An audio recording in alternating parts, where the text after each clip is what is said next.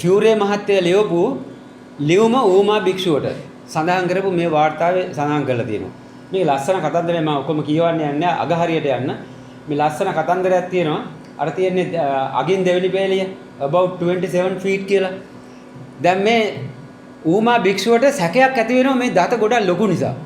බුදුහාමුදුරන්ගේ දන්ත ධාතුව ගොඩක් ලොකු නිසා සැකයක් ඇති වෙලා එයා කම්ප්ලේන්ට් එකක් කරනවා එහි රජුරවන්ට.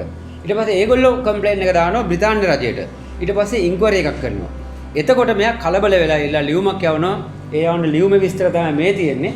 ඒ ලියුම යවන්නේ 1898 පෙබරවාරි 16. මේක යා කියනවා උඹලගේ බුදුහාමුදුරුවෝ අඩි 27ක් උසයි. උඹලා මේ කියන හැටියට. මොකද රියන් 18යිනේ. රියනක් කියන්නේ වඩු රියනකට ගණන් හැදුවා. අතම රියනක් කියන්නේ මෙන්න මේක තමයි රියන. මිටි රියන කියලා එකක් තියෙනවා. ඒ වගේම වඩු රියන කියලා එකක් තියෙනවා. මිටි රියනෙන් 18ක් කියන්නේ ගණන් හදලා බලන්න මේක අඟල් 4ක් විතරනේ. එයින් 18ක් කියන්නේ අඩි 6ක. අපි මේ අඩි 6ක උසක් එන්නේ. 18 රියන් වෙන්නේ. මේ වගේ 18ක් එනකොට අඩි 6යි. මෙයා හැදුවේ වඩු රියනත් එක්ක බලලා අඩි 27ක් වෙනම උස. අඩි 27ක් උඹලගේ බුදුහාමුදුරු ලොකු නිසා උස නිසා දතත් ලොකුයි. ඒක නිසා මේ බෞද්ධයෝ මේක සැක කරන්නේ නැහැ. හැබැයි අබෞද්ධයන්ට නම් මේක සැකයි. මොකද අබෞද්ධයෝ බුදුහාමුදුරු පිළිගන්නේ නැහනේ. අන්න එහෙම කතන්දරයක් තමයි මේක. මිත්‍යාවෙන් එහා යථාර්ථයට. ඉන්දියාවේ ජම්බුද්වීපය කියන කතාව කොහෙවත් ලංකාවේවත් ඉන්දියාවේ කොහෙවත් තිබෙන්නේ නැහැ. ඉන්දියාව කියලා බණ පොත්වල දඹදිව ජම්බුද්වීප නොයෙකුත් දේවල් සඳහන් වෙලා තියෙනවා. කොහේ හරි ඉන්දියාව හරි ಭಾರತේ හරි කියලා බුද්ධ ඉතිහාසයේ නැහැ ඉන්දියාවේ. ඉතින් එතෙන්දී අපි කිව්වේ බරපතල විදියට මේක ප්‍රූව් කරන්න මේ ලෝකේ අරගෙන යන තැන තමයි හැමෝම ලංකාවේ කට්ටියයි ලෝකේ කට්ටියයි නේපාලේ සෙල්ලිපිය ඩුම්බිනි සෙල්ලිපිය. ඒක නිසා අපි කල්පනා කරලා බැලුවේ කතා කරන්න අන්න ඒක ගැන. මං කිව්වේ දැන් මේක ඔප්පු කරනවා කියලා බොරු කියලා. කාරණා හතරක් තියෙනවා අපිව රවට්ටලා තියෙනවා ඩුම්බිනියේ ඉස්සෙල්ලම රවට්ටන්නේ 1895 දී ඇන්ටන් ඇලෝයිස් ෆියුරේ කියන ජර්මන් ජාතික මහත්මයෙක්.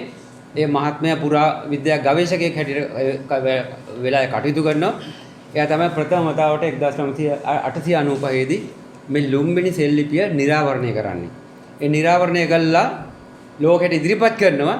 ඒ කාලේ ඉඳලම ප්‍රශ්න ටිකක් ඇති වෙනවා. කට්ටිය මේක සැකසහිත කියලා ප්‍රකාශ කරනවා. මම පස්සේ කතා කරනවා. ඊළඟට දෙවෙනුව එතරම් කැණීමක් කළේලා 1899 දී පී.සී. මුඛර්ජී මහත්මයා මායාදේවි පිළිරුව කියලා පිළිරුවක් මතු කරගන්නවා එතන තියලා. ඒක මම දැන් පෙන්නනවා පස්සේ උත බෝඩ් ඒකේ බෙල්ල නැහැ එතන බෙල්ලෙන් උඩ නැහැ ඔළුව නැහැ. පස්සේ හයි ගන්නවා. ඒ මුඛර්ජී මහත්තයා එංගලන්තේ තියෙන කෞතුකාගාරයක ඒ වගේ හයි කරපු එකට හයි කරලා තියෙන්නේ කඳ වෙන එක්කෙනෙක්ගේ ඔළුවක් වෙන එක්කෙනෙක්ගේ කඳකට හයි කරලා තියෙනවා. ඒක මේ එංගලන්තේ කෞතුකාගාරේ තියෙන ප්‍රකාශයටපත් කරලා තියෙනවා. ඒ වගේ වැරදිම් වෙන්නත් පුළුවන්. කොහමරි බෙල්ල නැතුව හොයාගන්නේ. ඊට පස්සේ මේක තියෙනවා. ඒකම ගණේෂ් දේවතා රූප 4ක් විතර හොයලා තියෙනවා. ඒවා දැන් අපිට පෙන්වන්නේ නැහැ. ඒවා අයින් කරලා ඉවරලා. දැන් අපිට මේක මායාදේවි පිළිරුව කියලා. එතකොට මම ඒ බොරුව කොහොමද කියලා විග්‍රහ කරලා දෙනවා. ඊළඟට තුන්වෙනිව කේෂෝ සුකමෝටෝ කියලා 2006 දී 996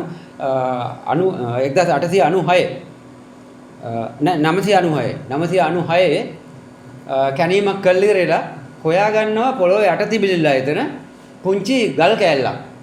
ඒක ඇවිල්ලා හැඩයක් නැති සකස් නොකරපු ස්වාභාවික ගල් කෑල්ලක්. ඊට පස්සේ එයා අර්ථකථනයක් දෙනවා වාදයක් හදනවා මේ තමයි සිද්ධාර්ථ කුමාරයා ඉපදිච්ච තැන සලකුණු කරන්න තියෙන තැන කියලා සෙල්ලිපියේ පරිවර්තනයක් ගන්නවා ඒකට අදාළ විදියට. ඒ විදියට ඒ තුන්වෙනි වතාවට අපිට රැවටීමක් කරන දෙකන අවසාන වශයෙන් මහා ෂෝ එකක් කරනවා රොබින් කනින්හම් 2013 දී ලොකු ෂෝ එකක් කරලා කියනවා මේ මහා බුද්ධ කාලේ ක්‍රිස්තු පූර්ව 600 දී පන්සලක් ඇතන තිබ්බ පන්සල හොයාගත්තා කියලා. ඒක හැම තැනම ලෝකේ ප්‍රචාරයක් දෙනවා. ඒක තමයි අවසාන වශයෙන් මේ ප්‍රයත්න දෙන්නේ මම ඔය හතරම ගැන කතා කරනවා ඊළඟ.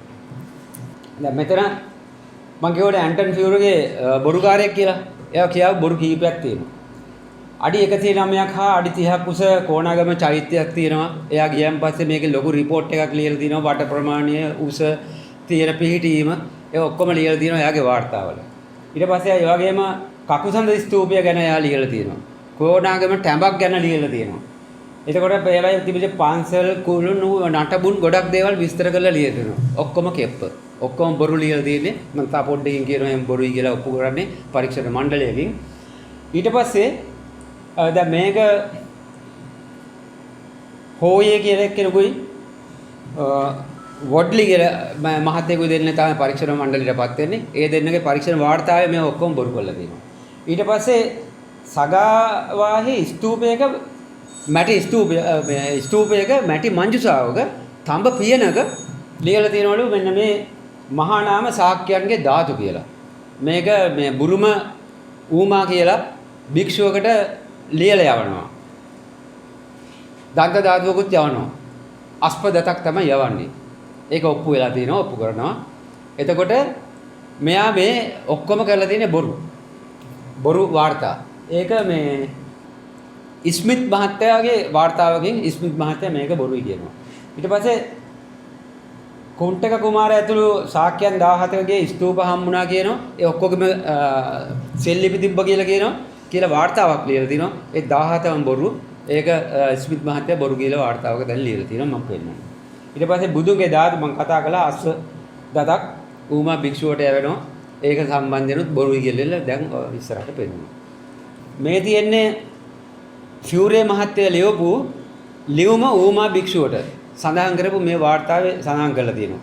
මේ ලස්සන කතන්දරය මම ඔක්කොම කියවන්නේ නැහැ අග හරියට යන්න. මේ ලස්සන කතන්දරයක් තියෙනවා.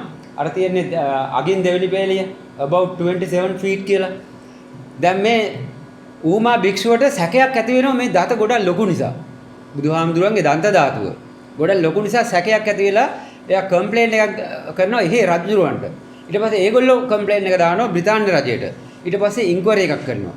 එතකොට මෙයා කලබල වෙලා ඉල්ලා ලියුමක් යවනවා. ඒ යවන ලියුමේ විස්තර තමයි මේ තියෙන්නේ. ඒ ලියුම යවන්නේ 1898 පෙබරවාරි 16. ඉන්ටර්නෙට් එකට ගියා මේ ලියුම් ගන්න පුළුවන්. බොහොම අමාරුයි. එතකොට මේකේ අවලි කරලා මේක යා කියනවා උඹලගේ බුදුහාමුදුරුවෝ අඩි 27ක් උසයි. උඹලා මේ කියන හැටියට. මොකද රියන් 18යිනේ. රියනක් කියන්නේ වඩු රියනකට ගණන් හැදුවා. අතම රියනක් කියන්නේ මෙන්න මේක තමයි රියන. මිටි රියන කියලා එකක් තියෙනවා. ඒ වගේම වඩු රියන කියලා එකක් තියෙනවා. මිටි රියනෙන් 18ක් කියන්නේ ගණන් හදලා බලන්න මේක අඟල් 4ක් විතරනේ. ඒයින් 18ක් කියන්නේ අඩි 6ක. මේ අඩි 6ක උසක් එන්නේ. 18 රියන් වෙන්නේ. මේ වගේ 18ක් එනකොට අඩි 6යි. මෙයා හැදුවේ වඩු රියනත් එක්ක බලලා අඩි 27ක් වෙනම උස. අඩි 27ක් උඹලගේ බුදුහාමුදුරු ලොකු නිසා උස නිසා දතත් ලොකුයි. ඒක නිසා මේ බෞද්ධයෝ මේක සැක කරන්නේ නැහැ. හැබැයි අබෞද්ධයන්ට නම් මේක සැකයි. මොකද අබෞද්ධ බුදුහාමුදුරු පිළිගන්නේ නැහනේ. අන්න එහෙම කතන්දරයක් තමයි මේක තියෙන්නේ. ඊළඟට. දැන් මම ඊළඟට කියවනේ ඔප්පු කරනවා කියලා මේ ඉන්නේ ෆියුරේගේ පොතේයි වාර්තාවලයි තියෙන කමෙන්ට් එක තමයි මේ තියෙන්නේ. මේ පරීක්ෂණ මණ්ඩලයක් පත් කරනවා ස්මිත් මහත්තයා විසින්. පත් කළා ඉවරලා ඒකට අහු වෙනවා වොඩ්ලේ ඉන්නවා හෝයේ ඉන්නවා. මෙයා මහාචාර්යවරයෙක්. ඒගොල්ලෝ පත් කළා ඉවරලා ඒගොල්ලෝ ගිහිල්ලා ඉන්ක්වයරි එකක් කරනවා. ඉන්ක්වයරි එකක් කළා මේ ෆියුරේගේ එකින් එක කාරණා බොරුයි කියලා කියනවා. මම දැන් අර දෙවෙනි කොලම් එකේ වොඩ්ලේ කියනවා this elite mound is a pure invention there is no mound near the එහෙම එකක් ඇත්තෙම නෑ කියලා කියනවා. අනිත් එක්කෙනා කියනවා here Dr. Fury has written what is absolutely false. ඉතින් තවත් කියන දෙයක් නෑනේ. මේ පරීක්ෂණයට ගියව මහතුරු මේ පරීක්ෂණ වාර්තාව තියෙනවා ඇනෙක්ස් එකක් හැටියට අර තියෙන පරීක්ෂණ වාර්තාවේ විස්තර 1899 අගෝස්තු ඉදිරිපත් වෙන්නේ. ඒ වාර්තාවේ තමයි මේක අන්තර්ගත වෙන්නේ. මම මේක අරන් දෙන්නේ ස්ක්‍රීන්ෂොට් එකකින්. මට මේක වෙන ගන්න විදියක් නෑ මේ කොපි කරන්න විදියක් නෑ. මම මේ ඩොකියුමන්ට් එකට ගිහලා ස්ක්‍රීන්ෂොට් එකක් අරගෙන තමයි අරගෙන තියෙන්නේ. ඒකයි අකුරු මේ වගේ තියෙන්නේ. ඊළඟට මෙයා ස්මිත්ගේ වාර්තාව මේ තියෙන්නේ. ඒකත් 1860 ගණන් වල වාර්තාවක මේ පළවෙනි නම් 1897 පුරාවිද්‍යා වාර්තාව. පුරාවිද්‍යා වාර්තාවේ එයා ෆියුර් එකේ ප්‍රකාශය තියෙනවා. මේකේ තියෙන අර මං කියපු තඹ ශිලාලිපිය සම්බන්ධයෙන්. අර මැටි බඳුනක තඹ මූඩියක ලියලා තියෙනවා කියලානේ මහානාමන් කියලා. ඒ ලියාපු වාක්‍යය තියෙනවා the relics of the Shakya මහානාමන් කියලා. එයා ෆියුරේ කියනවා. හැබැයි මෙයා කියනවා ඩ්‍රාෆ්ට්මන් මේක දැක්කෙත් නෑලු. සාක්ෂි මේක ඇත්තෙත් නෑලු. ෆොටෝ ඇත්තෙත් නෑලු. ඔරිජිනල් ලෙටර් එක ඇත්තෙත් නෑලු. ඉංග්‍රීසියෙන් තමයි මේක ලියලා තියෙන්නේ. අන්තිමට මෙයා ගිහින් පස්සේ ගිහිල්ලා බලලා අහනකොට කෝ කියලා එයා කියලා තියෙනවා එහෙම එකක් නෑ කියලා. ෆියුරේගේ වර්ඩ් එකෙන් කියලා තියෙනවා එහෙම එකක් නෑ කියලා. කියන ෆියුරේ කියනවා එහෙම එකක් නෑ කියලා. අන්තිමට එයා කියන්නේ මොකද්ද? කැඩිච්ච ගඩොල් කෑල්ලක. ගඩොල් කැටයක් නෙමෙයි. කැඩිච්ච ගඩොල් කෑල්ලක මහ කියන වචන අකුරු දෙක තිබ්බ කියලා එයා හිතනවා. කැඩිච්ච කෑල්ලක සම්පූර්ණ ගඩොලක නෙමෙයි. මහ. ඒක නිසා එයා හිතනවා අර ඔක්කොම ටික එයා හිතනවා. මේ මහා නාමකේ ධාතු තිබ්බ කියලා ඉල්ලා මේකලා. හැබැයි එයා ඊට පස්සේ ලියනවා මේක තඹ තහඩුවක තිබ්බ කියලා. මේක ඌමා භික්ෂුවටත් ලියනවා. තමන්ගේ වාර්තාවලටත් දානවා. තමන්ගේ පොතටත් දානවා. කෙප්ප බොරු. එතකොට දැන් මේ ඔක්කොම පරීක්ෂණ ප්‍රතිඵල ආවෙන් පස්සේ මේ ස්මිත් මහත්තයා ප්‍රදේශයේ ලේකම් මේ වයඹ පළාතේ ඉන්දියාවේ ලේකම්තුමා එතුමා ඊට පස්සේ අවසාන වශයෙන් කන්ක්ලූෂන් එකක් දෙනවා ඔක්කොම මේක කළilla මේ the Mahanama incident shows that he was beginning to carry his taste for forgery into his official research අන්න එතන තියෙන ප්‍රශ්නේ මෙයා අන්තිමට යාගේ නිල වාර්තාවලට පරීක්ෂණ පොත්වලට ඇතුල් කරනවා බොරු. ඒ නිගමනය දීලා මෙයා රස්සාවෙන් අයින් කරනවා. රස්සාවෙන් අයින් කළා ටිකයි ඉන්නේ. ඊට පස්සේ එයා පබ්ලිෂ් කරපු පොත් තියෙනවා. ලියපු රිපෝට් තියෙනවා. ඒ ඔක්කොම පුස්තකාල වලින් පවා අයින් කරන්නයි කියලා අස්සම් කරලා ඩොකියුමන්ට් එකක් සර්කියුලර් කරනවා ඉන්දියාවේ. ඒ ඩොකියුමන්ට් එක මේ තියෙන්නේ. ඒක අවසාන පේලියේ තියෙනවා. The later work has been withdrawn from circulation and all copies remaining in store destroyed by order of the government of India. Government of India කියන්නේ ඒ කාලේ ඉන්න සුදු ආණ්ඩුව. එතකොට මේක කළා මේ පොත්පත් ඔක්කොම තහනම් කරලා විඩ්‍රෝ කරනවා. ඉතින් මෙන්න මෙහෙම පුජ්‍යලයක් මම මේ පුජ්‍යලය ගැන මේ කතාව ගේන්නේ ඒ පුජ්‍යලය තමයි ලියලා තියෙන්නේ මේ සෙල්ලිපිය. ඔච්චර කෙප්ප කරන්න පුළුවන් නම් බොරු කරන්න පුළුවන් නම් රවටන්න පුළුවන් නම් ඒ පුජ්‍යලයට මොනවද කරන්න බැරි මේ ඔක්කොම කරලා තියෙන නයිට් පදවියක් ගන්න. එයා කවදාවත් හිතන්නේ නැතුව ඇති මිනිස්සු ගිහිල්ලා මේව බලයි කියලා. අපි වගේ කට්ටිය අවුරුදු 100කට පස්සේ ඉතුරු ඇවිල්ලා මේව ඉන්වෙස්ටිගේට් කියලා එහෙමත් හිතන්නේ නැතුව ඇති. ඒක නිසා එයා හිතන්නේ නැති කවුරුත් එන්නේ අර පාඩු ගෙදර වළම් බිඳිනවා වගේ වැඩේ කරගෙන ගියා රිපෝට් ලිව්වා ඔක්කොම ලිව්වා කොහොම හරි අරග ගන්න. එහෙම පුජ්‍යලයේ නිර්මාණයක් තමයි මේ සෙල්ලිපිය. අපි ඊළඟට යමු. සම්මත උගතුන් රැවටිච්ච ලුම්බිනි සෙල්ලිපිය. මම මේ කැණීම් ක්‍රියාවලිය එච්චර වැදගත් වෙන්නේ නැහැ මේක දාන්නේ. දැන් අර පුජ්‍යලය තමයි මේ කැණීම කරන්නේ. ඒකට යාට උදව් වෙනවා කර්ග ෂම්හ කියලා නේපාල ජාතික පුජ්‍යලයක් ප්‍රාදේශීය නායකයෙක් හැටියට. එයා තමන්ගේ අගමැතිත් මරලා තවත් කෙනෙක් මරන්න උත්සාහ කළා. ඒක අහුවෙලා ඉල්ල රටින් පිටුවහල් කරලා යනවා ඉන්දියාවේ පැත්තට නේපාලෙන්. ඒ පුජ්‍යලයත් එක්ක හවුල් කරගෙන තමයි මේ ඔක්කොම මේ පොත්පත්වල තියෙනවා අර වාර්තාවල තියෙනවා. ඒ වාර්තා මම හැම එකම උඹටල ගන්න ගියේ නෑ මොකද මේ නීරස වෙන නිසා. ওই වාර්තා පෙන්න ඉන්න එක. එතකොට අන්නේ පුජ්‍යලයත් එක්ක තමයි මේ සෙල්ලිපිය මේ ගන්නෙ. මේ සෙල්ලිපිය මීටරයක් යට පොළවේ තියෙන්නේ. පොළව කැණීම් කරලා ගන්නෙ. ඒක නිසා කොහෙවත් මේ කුළුනේ ලිපියක් හරි මොකක් හරි නිරාවරණය වෙලා නැහැ. එහෙම වෙලා තිබ්බනම් මෙයාට මේ බොරුවක් කරන්න විදියක් නැහැ. බොරු ලිපියක් ලියා ගන්න විදියක් නැහැ. වාසනාවට මේ පොළොවේ යට තියෙන ටිකේ එයා කැණීම් කරලා ඉල්ල මේක ලියනවා. ඒකයි මගේ කල්පනාව. එතකොට තව පොඩ්ඩක් ඒ කියන්නේ. තත්පරයක්. ඊවල අර. ඊට පස්සේ තවත් රසවත් දෙයක් මෙතන තියෙනවා. මෙයා කියනවා තව හාරන්න සෙල්ලිපියක් හම්බ වේවි. අශෝක අක්ෂර වලින් ලියාපු. කියලා මිනිහා යනවා අර හොරා සාමාන්‍ය පොඩ්ඩක් මගහරින්න ගතියක් තියෙනවනේ. ඊට පස්සේ එයා යනවා පැය දෙකක් එළියට යනවා. එයා එතෙන්ට එන්නේ ඇතෙක්ගේ පිට නැගලා මහා එයා පොතේ ලියලා තියෙනවා මහා වෙහෙසක් දරලා තමයි මෙතෙන්ට එන්නේ. ආපු මිනිහා සෙල්ලිපියකුත් හම්බෙන්න දෙද්දි කැණීම් කරනකොට පැය දෙකකට පිටට ගිහිල්ලා ඇවිල්ලා එයාගේ පොතේ වාර්තා කරනවා පැය දෙකකින් මං එනකොට සෙල්ලිපිය විවෘත කරලා තිබ්බේ කියලා. මොකද සැකයක් හිතෙන්නේ හොරෙක් සාමාන්‍යයෙන් ඒ වගේ දේවල් කරනෝනේ. අන්න ඒ වගේ මෙයා ඇවිල්ලා මේ ලිපිය හැබැයි වෙනත් සාක්ෂි ෆොටෝ ඒ කාලෙත් ඒ ෆොටෝ ගන්න ඒ සාක්ෂි ඔක්කොම තිබ්බා. මේ ටෙක්නොලොජි එක තිබ්බා. මේ ස්මිත් මහත්තයා වාර්තා කරලා තියෙනවා. මෙහෙම තියෙද්දිත් මෙයා මේ කිසි දෙයක් මේක අරගෙන නැහැ පහසුකම් තියෙද්දිත් කියලා. එතකොට වෙනත් සාක්ෂි කිසියක් නැහැ මෙන්න මෙච්චරයි තියෙන්නේ මේ හොරු දෙන්නේ. කම්බ හොරෙක්, පට්ටපල් බොරුකාරයෙක්, වංචාකාරයෙක්, රස්සාවෙන් අස් කරපු මිනිස්සෙක්, නිරපල දාපු මිනිහෙක් කියන මේක අරගෙන ඉඳලා පස්සේ සුදු මහතුරුත් මේ ඉන්ක්වයරි කරපු මිනිස්සුත් අන්තිමට ඒගොල්ලොන්ටත් යම්ම ප්‍රොමෝෂන් එක ගන්න ඕන නිසා මේක අරන් කරගහගෙන යන්න පටන් ගත්තා. ඉස්සෙල්ලා අර මිනිහ ඉන්ටර්ඩික් කරලා දානවා, ඩිස්මිස් කරලා දානවා. ඊට පස්සේ ආයෙත් මේක ලියලා තියෙනවනේ. මිනිස්සු කල්පනා කරනවා කමන්නේ එහෙනම් මේක අරන් යන් අපේ නම.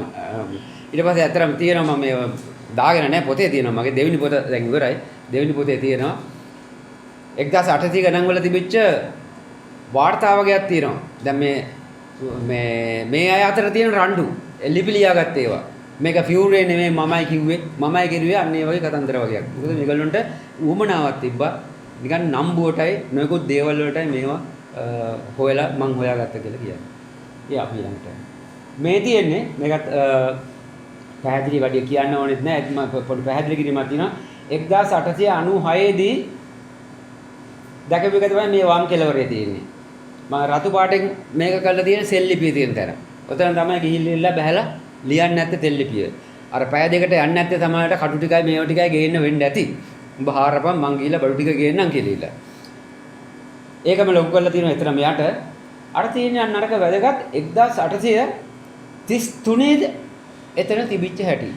දැන් බලන්න අවුරුදු 40කටත් වැඩි කාලයක් ගිහිල්ලා කිසිම සංවර්ධනයක් වැඳින් බෙදීමක් මොකක්වත් උනන්දුවක් කිසිම කෙනෙකුට ඉන්දියාවටවත් නේපාලයටවත් කොහාටවත් නැහැ. මොකද එහෙම දෙයක් නැහැනේ. එහෙම සමාජ සම්මතයක් තිබෙත් නැහැනේ. පිළිගැනීමක් තිබෙත් නැහැනේ. කතා බහක් තිබෙත් නැහැනේ. නැත්තම් ඕක හෙව්වන් පස්සේ කොච්චරනම් ඕක කාලේ වෙනකොට තියෙන්න ඕනද? ඔය 933 තිබිච්ච හැටි. 937 තමයි උතන ගොඩනැගිල්ලක් ඉස්සෙල්ලම හදන්නේ. දැන් උතන දැන් ගියාම නිර්මාණය කරලා තියෙනවා ඔබතුමන්ලා යන්නේ නැති සමහරු වඳින බුදුරණ ගියන් පස්සේ දැන් ඉතින් පොකුණු හදලා තියෙනවා නොයෙකුත් දේවල් හදලා තියෙනවා සියල්ල මේව කරලා නමුත් තිබ්බත ඇත්තට 1933 ඕක මේ වර්තමානයේ තියෙන තත්ත්වය තමයි මේ සෙල්ලිපිය තියෙන්නේ මම ඊළඟ එකෙන් සෙල්ලිපියට යන්නම් මේ තියෙන සෙල්ලිපියේ සමීප දර්ශනයක් දැන් මෙන්න මෙතන ගලේ තියෙන ලිපිය තියෙනවා ඊට පස්සේ මෙහෙම කළොත් පේනවද නෑ ගලේ තියෙන සෙල්ලිපිය තියෙනවා ඒක මම වඩා පැහැදිලි වෙන්න ඒ අකුරෙන්ම ගත් එකක් තියෙනවා ඊට පස්සේ ඒක අපේ සිංහලට පරිවර්තනය කරපු අදන් ටිකක් තියෙනවා දැන් මම මෙතන ඉඳලා මේ සෙල්ලිපියේ පරිවර්තන 7ක් 8ක් පෙන්වනවා පොඩ්ඩක් නීරස වෙන්න පුළුවන් නමුත් පෙන්වන්න ඕන නිසා පෙන්වනවා එක එක කට්ටිය මේකට ඉන්ටර්ප්‍රීට් කරපු විදිය පෙන්වන්න ඕන නිසා දැන් මෙන්න මෙතන වැදගත් දෙයක් තියෙනවා මාර නිල් පාටේ කෙලවරේ දෙවෙනි පේලියේ කෙලවරේ වචනේ ගත්තන් පස්සේ ඉස්සෙල්ලම තියෙන්නේ සයන්න මේ අකුරු වලින් සයන්න ලියෙන්නේ එහෙමයි ඊට පස්සේ තියෙන්නේ යෝ යන්න වයන්න කියලා කියන්නේ ඉරක් ගහලා ඉරලා පොඩි පහන වගේ මෙහෙම මේකක් තියෙන එකට මැද්දෙන් ඉරක් ගැහුවාම යා යන්න දැන් අපි ලියන්නෙත් ඔය වගේ තමයි පොඩ්ඩක් ඒ වගේනේ අර දෙකේ යට දෙක පොඩ්ඩක් වෙන් කරලා තියෙනවා ඊට පස්සේ මේක යේ යන්න කරන්න ඕන නම් ඉරක් අනිත් දකුණට දානවා කොම්බුව වෙනකොට ඉරක් මේ පැත්තට දානවා දැන් එතකොට අර මැද්ද තියෙන්නේ ය යන්නට එහා පැත්තට එකක් දැම්මම යේ වෙනවා මෙහා පැත්තේ කොම්බුව දැම්මම යෝ වෙනවා ඒකට සයෝ ඊට පස්සේ මයන්න කියන්නේ අර නිකන් කරාබුනට්ට වගේ තියෙන්නේ කරාබුනට්ටක් වගේ තියෙන්නේ මයන්න දැන් මේ මයන්නේ යටට තියෙන කෑල්ල තමයි මුයන්න කරලා තියෙන්නේ එතකොට සයෝ මුනිති. දැන් මම මේ පෙන්නන්නේ ඔබතුමාලට මේකත් එක්ක සංසන්දනය කරන්න. මේකත් එක්ක සංසන්දනය කරන්න. මෙතන තියෙන්නේ ඒකම තමයි. සයන්න තියෙනවා, යෝ යන්න තියෙනවා, මුයන්න තියෙනවා. ඊට පස්සේ අතරින් බලන්න නියන්න තියෙන්නේ. නියන්න කියන්නේ හරියට T එක අනිත් පැත්ත ගැහුවා වගේ. T අකුර අනිත් පැත්ත ගැහුවාම වගේ තමයි නයන්න. හැබැයි ඒක අර මං කියපු විදිහට නියන්න කරන්න කැලලක් උඩට දැම්මා. එතකොට සයෝ මුනි තයන්න කියන්නේ y එක අනිත් පැත්ත ගැහුවා වගේ. y ලියන එක ඉංග්‍රීසි අනිත් පැත්ත ගැහුවාම ඒක තයන්න මේ භාෂාවේ සෙල්ලිපි භාෂාවේ. එතකොට ඒකේ සයෝ මුනි අර කෑල්ලක් තියෙනවා තී කරලා තියෙනවා. කෑල්ල දාලා සයෝ මුනිති. ඒක තමයි මේ සෙල්ලිපිය තියෙන්නේ. ඉතාමත් පැහැදිලි. හොරට කොටපු සෙල්ලිපිය වුණත් තියෙන වචනේ තියෙන්නේ එහෙමයි. සයෝ මුනිති කියලා. මම කියන්නේ ඇයි එහෙම මේ එයා මේ වචන දැම්මේ කියන එක මම විග්‍රහ කරනවා. හැබැයි ඒක වැදගත් වෙනවා. විශේෂයෙන් තවත් දේවල් තියෙනවා. මම ඒක අනිත් එක ලුම්මිනි ගාමී. ඒක මැද හරිය තියෙන මෙතන පෙන්නන්න අමාරුයි මේකෙන්. අතනින් බලාගatti ලුම්මිනි තියෙන්නේ. අන්න දැන් ඒක ලයන්න ඉරක් යටට ලුව දැන් අන්න මයන්න කලින් මුයන්නනේ දැන් අල්ම යන්න උනා කෑල්ලක් උඩට දාලා ලුම් මිනි ගාමේ ගයන්න කියන්නේ වී එක අනිත් පැත්ත ගහුවාම ඒක අර කෑල්ලක් දැම්මාම ගා වුණා ලුම් මිනි ගාමේ මයන්න තියෙනවා මයන්නට කොම්බුව මේ පැත්තෙන් දැම්මා ලුම් මිනි ගාමේ ওই විදිහ තමයි මේ සෙල්ලිපිය ලියවිලා තියෙන්නේ එතකොට දැන් මේකට අරගෙන ඉලා බලන්න දැන් ඉස්සරහට මම පෙන්න සයිස් වල මොන විකාර අර්ථ දැක්වීම් ටිකක් දාලා තියෙනවද කියලා. මොකද මේ හොර සෙල්ලිපියකින් නැති තැනක පිහිටවල ඉරලා නැති දෙයක් කියන්න සනාථ කරන්න බෑනේ. ඒක නිසා කලින් කලට පුජ්‍යලයන්ගේ පුජ්‍යලයන් මේක වෙනස් කරගෙන ඉදිරිපත් කරනවා. අපි බලමු ඊළඟ එක. සම්මත උගුරුනේ රවටුන් ලුම්බිනි සෙල්ලිපිය. මම කාරණා මෙන්න මෙතන කීපයක් තියෙනවා. දැන් කොටසක් මගේ අතින් කියවුණා. නොකියවෙච්ච විස්තර කරනවා. බොරු අභිලේඛන ඉදිරිපත් කරන වංචාකාරයෙක් තමයි මේ කරන්නේ. මම ඒක කියන්නේ. එතෙක් රුමින්දාහේ බුදු උපත වූ බාට කිසිදු සඳහනක් කොහෙවත් නැහැ. ඉන්දියාවේ ඉතිහාසෙවත්, ලංකාවේවත්, වෙනත් තැනකවත්, නේපාලයේ ඉතිහාසෙවත් කොහෙවත් ලියලා නැහැ. මේ ප්‍රදේශය කියන්නේ ටාරා කියලා ඇත්තටම. මේ ටාරා ප්‍රදේශය රුමින්දායි කියලා නම දාන්නේ ෆියුරේමයි. මේකට ආදේශ කරගන්න ඕන නිසා ඒ ප්‍රදේශයේ කොහෙවත් එහෙම එකක් තිබ්බේ නැහැ. එහෙම එකක් තිබ්බනම් මම අර 1933 පෙන්නකොට තිබුණ තැන අර විදියට තියෙන විදියක් නෑ අවුරුදු 40ක් ගියන් පස්සේ මේක නිරාවරණය කළා. එහෙම කතන්දරයක් කොහෙවත් ඉතිහාස පොතපතක නෑ. ලුම්බිනි සෙල්ලිපිය අනෙකුත් අශෝක සෙල්ලිපි වලට වඩා වෙනස් වීම. දැන් මනසින් ඕන අපිට දෙන්න යන්න පුළුවන් මනසින් මවා ගන්න වචන හරි ඈඩ් කළා. වචන කඩලා අකුරු හරි පිරිසුදුයි. පොඩ්ඩක්වත් ගෙවිලා නෑ. පොඩ්ඩක්වත් ගෙවිලා නෑනේ. අවුරුදු 2200ක් වෙනවා මේ කාලේ වෙනකොට. මේ සෙල්ලිපිය ලියලා හැබැයි හුලං වැදිලවත් වෙන එකක් වෙලාවත් වැස්සකට අහු වෙලාවත් කවදාවත් ගෙවිලා කැඩිලා මොකක්වත් නැහැ අලුත් විදියට තමයි තියෙන්නේ මේවා තමයි තියෙන වෙනස්කම් මට වෙලාවක් නැති නිසා වෙන සෙල්ලිපියක් ඉන්දියාවෙම දාලා පෙන්නන්න බැරි වුණා ගෙනාවේ නැහැ එක දිගට වැල් වටාරම් විදියට මේක තියෙන්නේ ගෙවිලා තියෙන්නේ එහෙම තමයි සෙල්ලිපි හම්බෙන්නේ ලංකාවෙත් අර බොහෝම සුරක්ෂිත කරලා ඉල්ලා කටාරම් කොටලා කටාරම් දෙකක් අතර තියෙන සෙල්ලිපි බොහොම නම්බුකාර විදියට ලියලා දුන්නේ ඒව නම් ගෙවිලා නැහැ මේක එහෙම නෑ. අවුවට වැස්සට අහුවෙවේ තියෙන කණුවක තියෙන සෙල්ලිපිය. ඊළඟට අශෝක යුගයෙන් වසර 200කට පසුව භාවිතා වෙච්ච ආපු වචන තමයි මේකේ තියෙන්නේ. සිලා විගඩ බීචා කියලා වචනයක් තියෙනවා. ඒක සංස්කෘතික වචනයක්. සංස්කෘති භාෂාවේ ප්‍රාකෘත භාෂාවයි එක්කව කරලා හැදිච්ච භාෂාවක් තියෙනවා. වචනයක් තියෙනවා. සයෝමුනිදිත් එහෙමයි. මේක හරිනම් කියන්න ඕනේ සකමුනි කියලා. මාගධ භාෂාවෙන් ප්‍රාකෘත භාෂාවෙන් කියන්නේ සකමුනි. මෙයාලා දැන් ලියලා තියෙන්නේ අර කලවම් වෙච්ච භාෂාවෙන්. මොකද එහෙම එකක් වෙලා තියෙන්නේ අශෝක යුගයේ ලියුවනම් මේක ලියවෙන්න ඕනේ ඒ විදියට. අශෝක රජුරුව ලියුවනම් ලියුවනම් දැන් මේ හොරක් ඊට පස්සේ තිබිච්ච භාෂාව අනුව තමයි මේ දෙමුහුම් භාෂාවකින් තමයි මේක ලියලා තියෙන්නේ. එතකොට හිතන්න බලන්න දැන් මේ දවස්වල අපි කතා දැන් මම අර කියවනේ පට්ට කතාව. දැන් අවුරුදු 10කට 15කට 20කට ඉස්සෙල්ලා එහෙම කතාවක් තිබ්බේ නෑනේ. පට්ට කිව්වන් පස්සේ නිකන් ඒක ග්‍රාම්‍ය කතාවක් නේ. දැන් ඇවිල්ලා තියෙනවා මේක නිකන් මේ මාධ්‍ය වලත් කතා කරනවා හැමතැනම ඇවිල්ලා තියෙනවා. දැන් භාෂාව වෙනස්.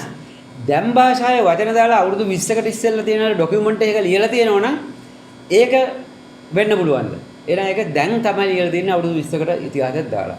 ඒ වගේ තමයි අවුරුදු 300කට එහා පැත්තේ තිබිච්ච අශෝක යුගයේ වචන වලින් නෙමෙයි ලියලා තියෙන්නේ ඊට වඩා ඉතාමත් මෑත යුගයක ආපු ඒවා අවුරුදු 300ක.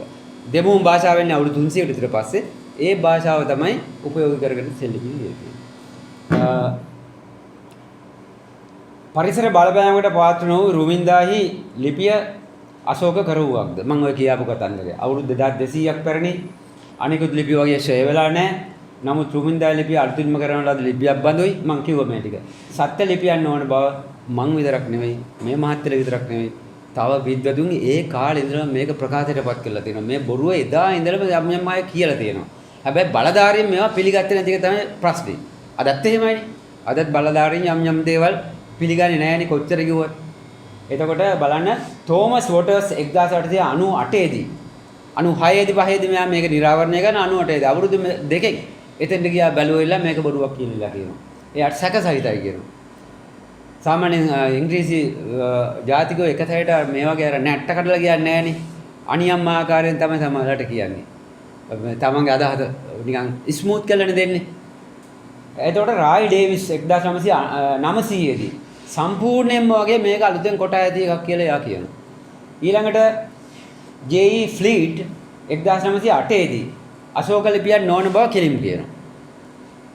මහාචාර්ය දත් සහ බබ්ජායි මේ දෙන්න ඇවිල්ලා ඉන්දියානු ආචාර්යවරු මෑත යුගයේ 1945 ගිහිල්ලා බලලා ඒගොල්ලෝ කියන මේක අලුත් කරපු ලිපියක් කියලා ඉල්ල. හැබැයි ඉතින් ඔය කොච්චර කිව්වත් අපි කොහොමද? තත්පරයක් අපි පොඩ්ඩක් නිකන් මෙහාට මේ වුණොත් අපි කොහොමද ඔය කොච්චර කිව්වත්? කවුරු කිව්වත් අපේ මතය අපි වෙනස් කරගන්න සූදානම් නැහැ නේ. අපිට අර පරණ දේ ඒ කොටාගත් එක තියෙනවා පුංචි කාලේ ඉඳලා. ඒකම තමයි. ඒක පොඩ්ඩක් නිකන් විමර්ශනය කරලා උපේක්ෂා සහගත විශ්ලේෂණය කරලා බලන්න අපිට ටිකක් පොඩි අපහසුතාවක වගේ දෙයක් දැනෙනවා. ඒ අපේ මොකක් හරි තියෙන මේකක් නිසා වෙන්න පුළුවන්. අපි බණක් අහන්න ගියත් ඇත්තටම බණක් අහනකොට අර ඔළුවේ තියෙන දේවල් ඔක්කොම ටික අයින් කර ගන්නවා. අයින් කරලා කියන දේ අහලා ඒක බලා ගන්න ඕන ග්‍රහණය කරලා. අපේ තියෙන මනස්ගතත් එක්ක මනෝ විකාරත් එක්ක ඉල්ලලා අපි ඒ කෝණයෙන් බැලුවොත් කොළ පාට කණ්ණාඩියක් මේකට දැම්මම මට පේන්නේ කොළ පාට. නිල් පාට කණ්ණාඩියක් මේකට දැම්මම මට පේන්නේ නිල් පාට. කවුරු මොනවා කිව්වත් මේක කොහොම නෙවෙයි සුදු කියලා මං කියන්නේ නෑ ඉතින් මේක මෙහෙමයි. මේ මට පේන්නේ නැති.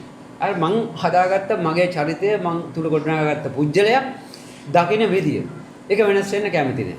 දැන් අපි මෙතෙන්දි බලන්නේ එහෙම මේකක් නෑ අපිට. කවුරු හරි කියනවා නම් මේක කොහොම නෙවෙයි. මේක යථාර්ථය ඕක නෙවෙයි වෙන එකක් කියලා අපි ඒක පිළිගන්න සූදානම් ඔප්පු කරලා සාධක සහිතව කියනවා.